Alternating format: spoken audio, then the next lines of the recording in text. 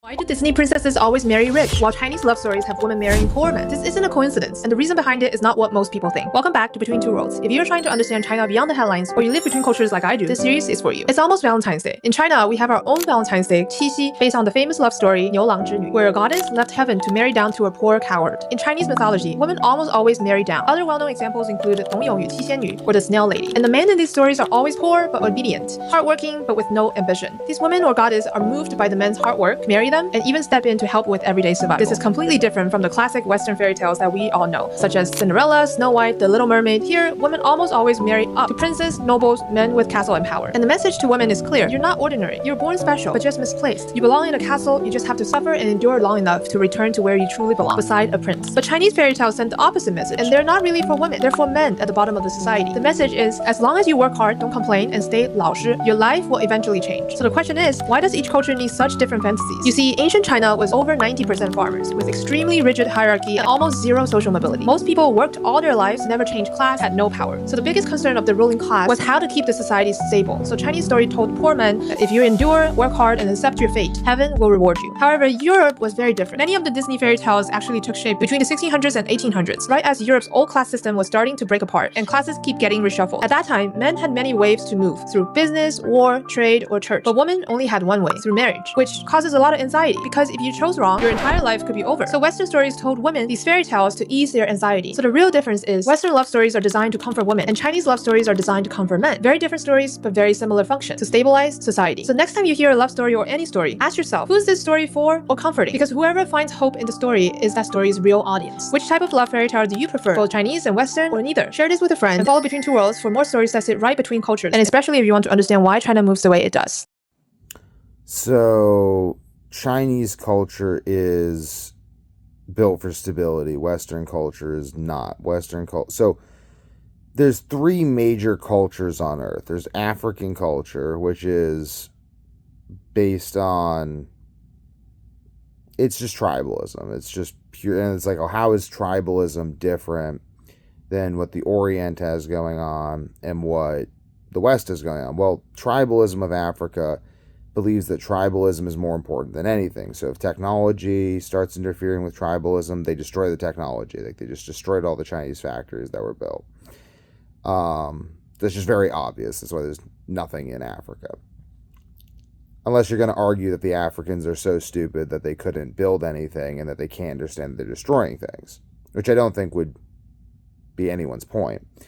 So they're clearly just choosing this because they value what they have over what they could have.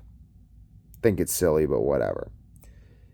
The Chinese value system. Like, they're basically like, if thing be systematized, then it work stably a long time. Valid observation. Very valid observation. So they systematize everything and create a society based on racial nepotism.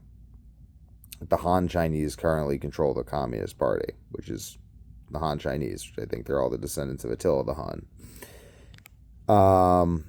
China, because of its systematic racial nepotism,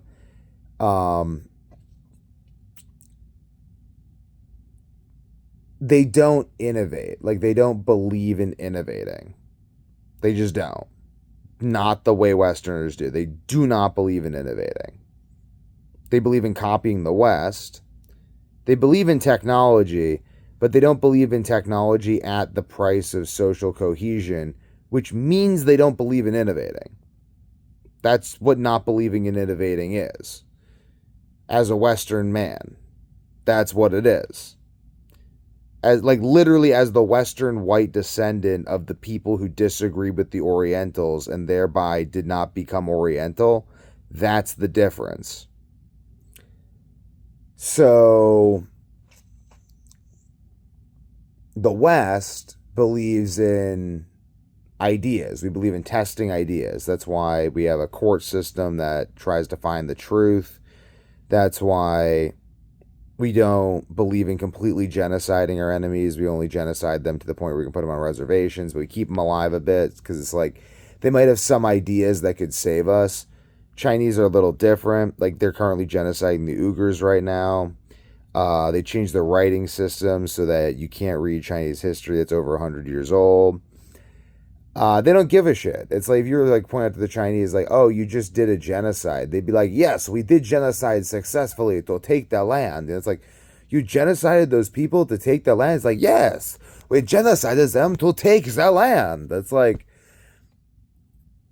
but now they're all dead. It's like, yes, and they shall never threaten our claim to their land again. Like they're successful genocide, you know?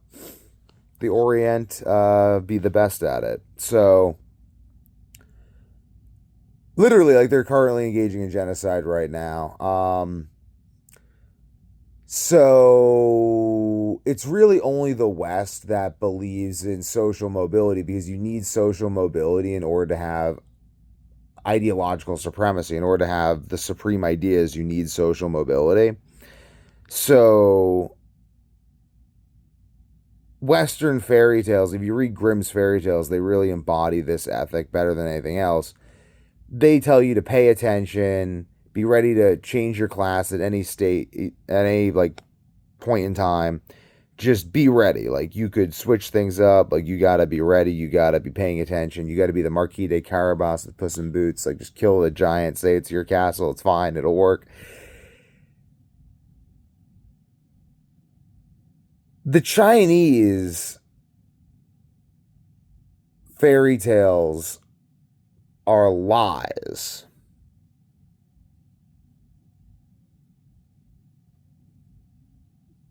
It's the difference. Do you want your fairy tales to be true? Do you want them to be lies? Like that's women don't marry down. Those Chinese princesses weren't actually marrying poor men. It's not a racial nepot. Like I've got daughters. They're not marrying men below their station who have no ambition. Not happening. Make sure it doesn't happen, you know? Like, um, Western fairy tales tell you the truth. Hey, you know, those noble people aren't much different than you. You could go become one of them or surpass them. China doesn't care about finding the true idea. Like China is just like, we make our fairy tale false to keep the people oppressed. Is very successful. The West, they're like, but if you do that, you'll have a culture founded on lies. And they go, oh, yes, we have a very successful culture founded on lies. It keeps the poor very oppressed. It's like, but if the poor are oppressed, then you'll never have any new ideas. Exactly. New ideas are very bad for present social order. We must keep everything the same as it is. Like, and it's really, it stems from a lack of confidence because if their elites believed in themselves, they wouldn't be in such a system in the same way that Africans believed in, um, if Africans believed in finding out what there is to believe in, they wouldn't be in the situation they're in either. The Orient doesn't really care. The woman even says this in the thing, it's hidden. She's like, the West had social mobility. The East did not value social mobility. So they told both of these encourage stability. But stability in a transforming society is not stability, that's consciousness. And stability in a society that doesn't change isn't stability, it's death.